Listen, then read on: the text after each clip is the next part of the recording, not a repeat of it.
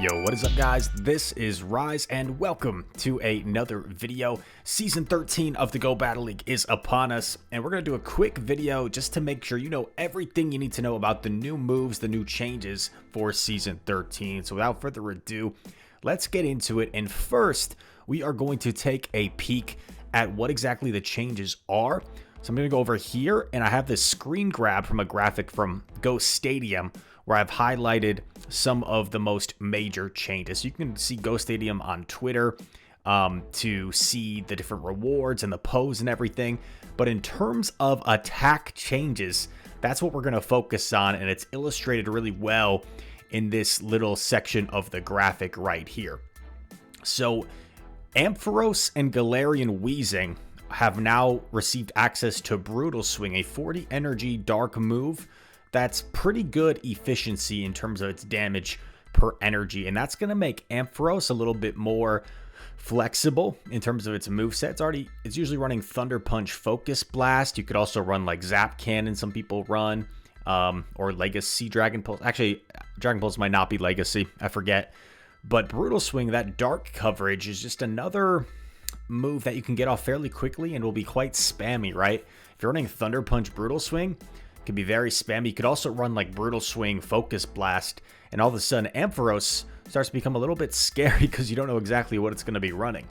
Galarian Weezing, already a very flexible pick, running usually Fairy Wind along with Overheat, Play Rough. Brutal Swing, a cheaper move that's just going to give it more coverage.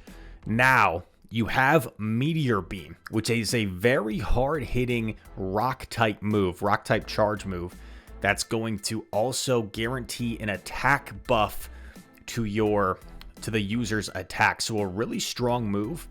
So things like Aurorus have just instantly become much stronger.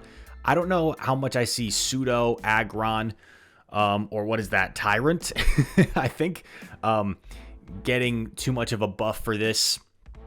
I think they still, I don't know. I mean, Pseudo already has Rock Slide, so like Meteor Beam would be a little bit more devastating if you can reach it. But Pseudo's kind of glassy.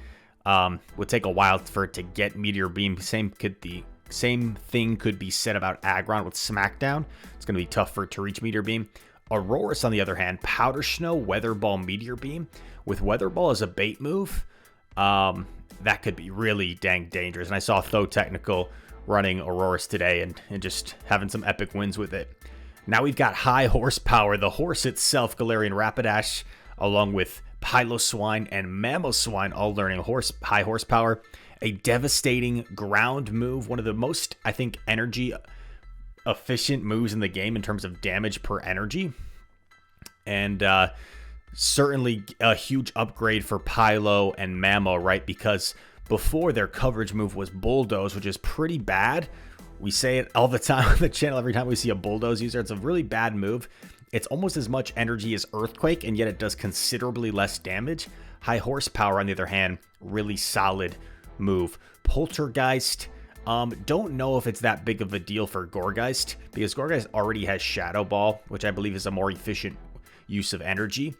However, it was said that not Dusknoir but Dusclops may actually be getting Poltergeist, and if that's the case, that could be quite significant, because that's what Dusclops is missing, is that nuke move. It has usually Shadow Punch and Ice Punch or Fire Punch. If you have it purified, you can also run Return, but a hard-hitting Ghost move could be quite dangerous for Dusclops.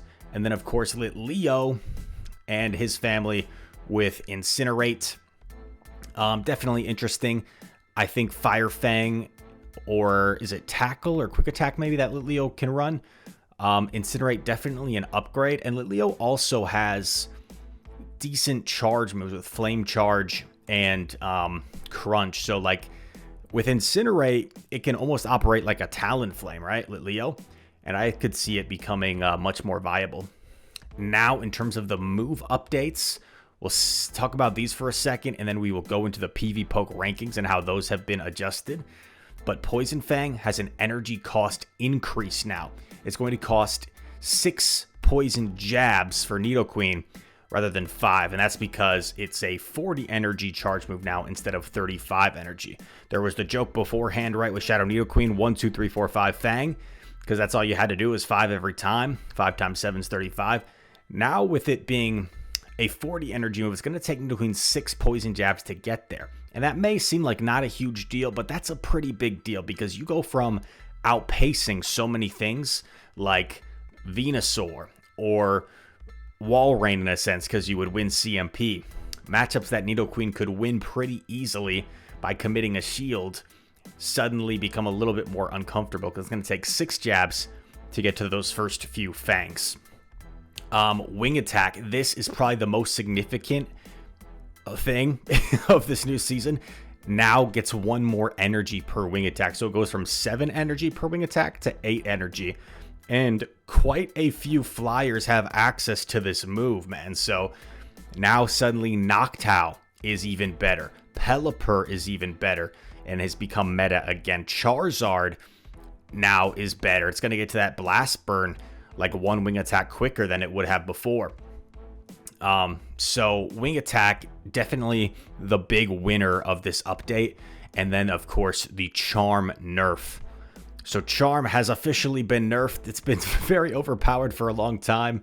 I'm sure most people are really annoyed when they see those double Charm teams because it's kind of just a tap-tap team. And I mean, don't hate the player, hate the game, right? Like it's an effective strategy if you're not gearing up for double Charm. Like it can be tough to beat those teams because they just tap through your whole team.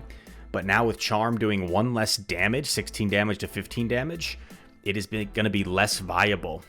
And you know, I could see for a while Charmers like going extinct, but then people might get too comfortable running teams weak to Charm, and then we could see like a resurgence in Charm because everyone's running like, I don't know, Medi, Sableye.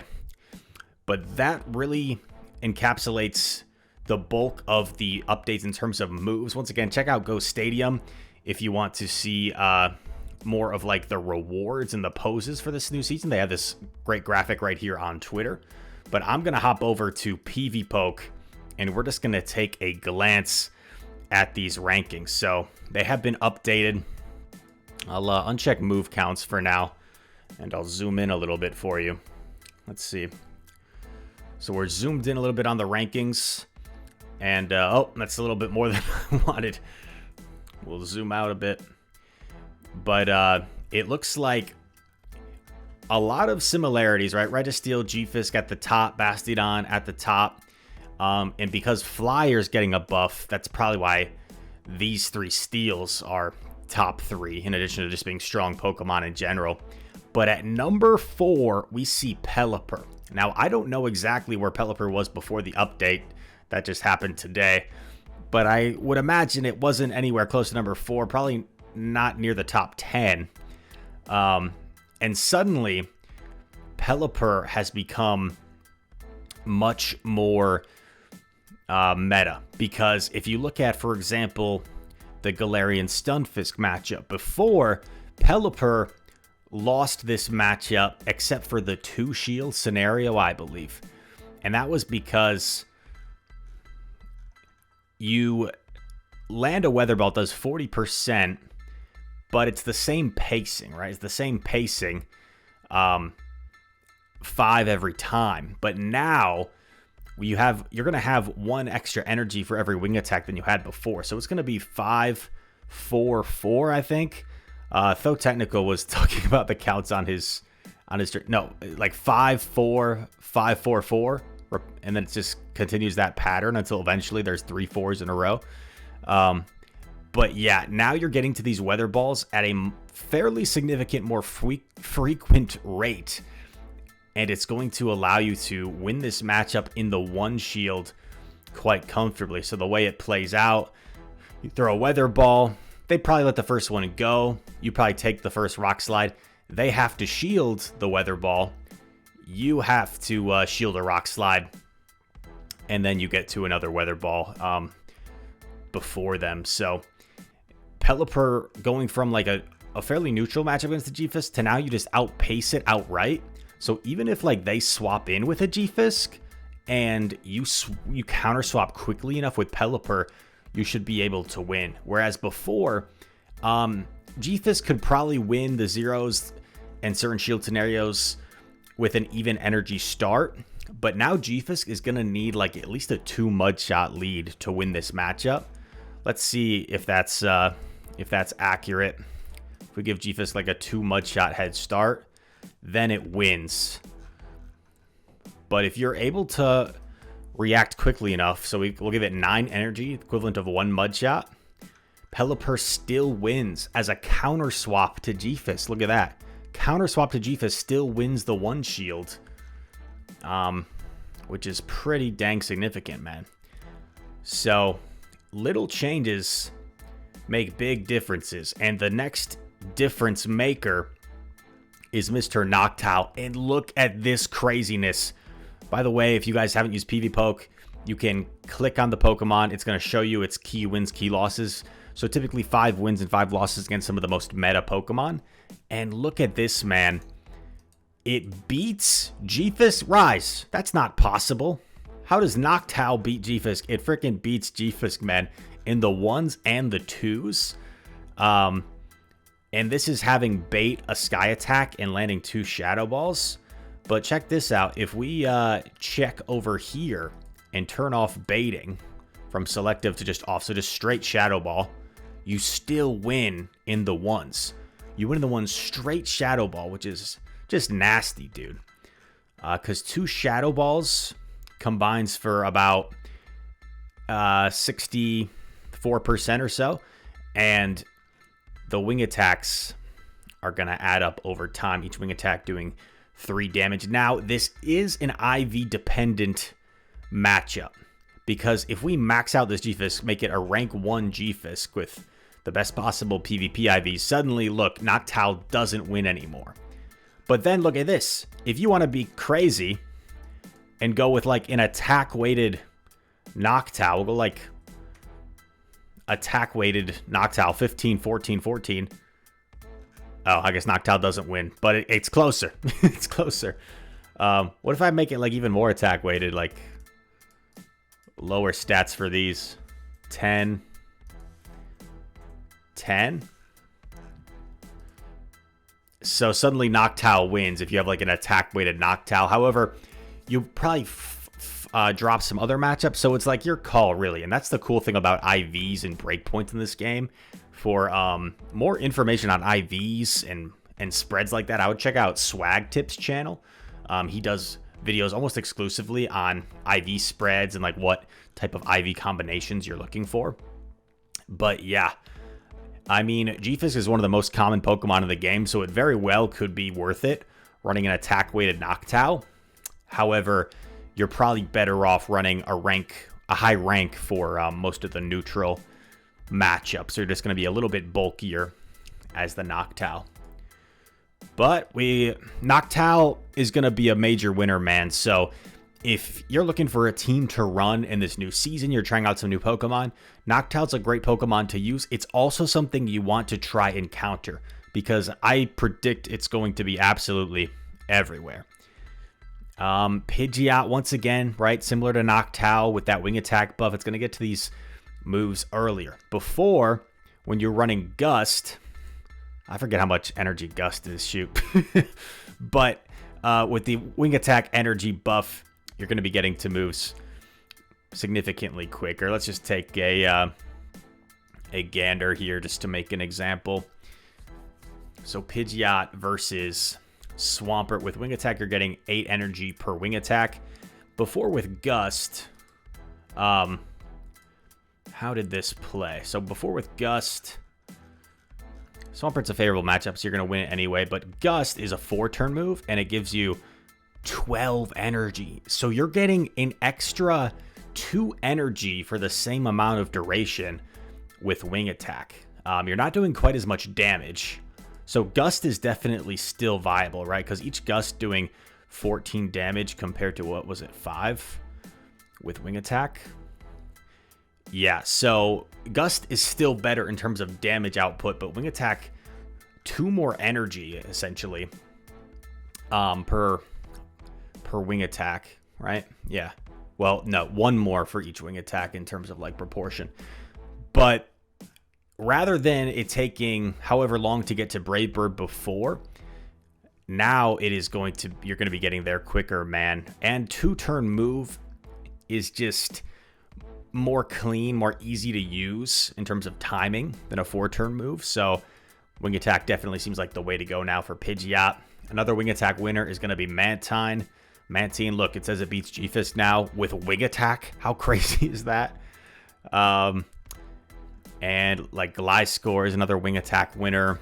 And finally, we get to a different Pokemon than a wing attack user, and that is Aurorus. And suddenly, Aurorus, with access to Meteor Beam, has just gotten so much more dangerous. And the main reason for that, right, is before Meteor Beam, you would either run Ancient Power or Thunderbolt, or you could be spicy with like Blizzard or Hyper Beam. But Ancient Power and Thunderbolt aren't the greatest moves. Hyper Beam and Blizzard, like, they're hard hitting, but they take forever to get to. Meteor Beam, on the other hand, is 60 energy and guarantees the debuff. So a Meteor Beam, for reference, in this Sableye matchup does 70%, man. 70%. So Aurorus is going to win the 0s and the 1s. And Sableye is only going to win the 2-shield scenario.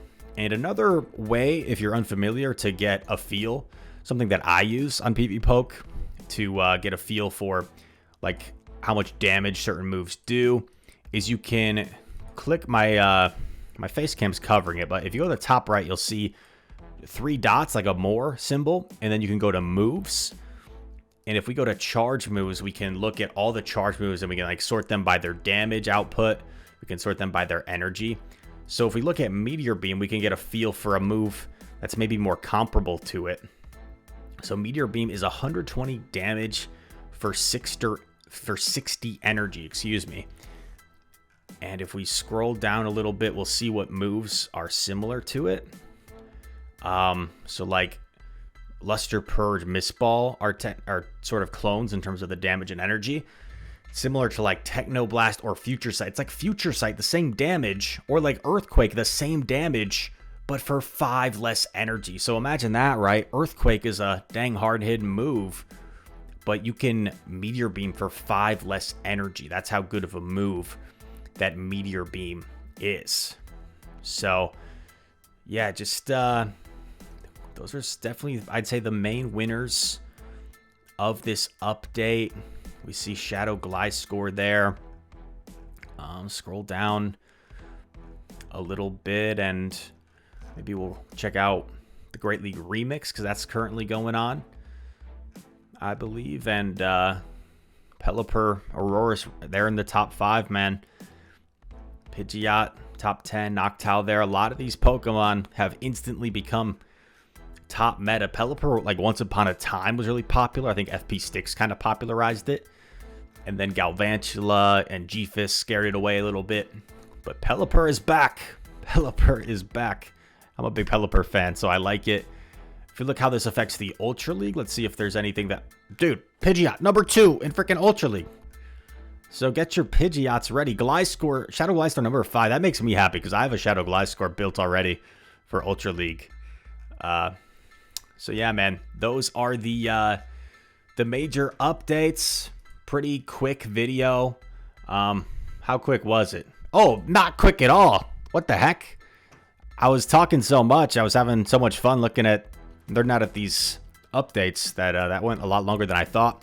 But anyway, I hope you guys enjoyed this video. If you enjoyed this more informative content, let me know. If not, let me know that as well. I don't mind. Subscribe if you are new. Leave a like if you enjoyed. All that said, thank you so much for watching. Hope to see you in the next one. Lots of battles to come. Peace.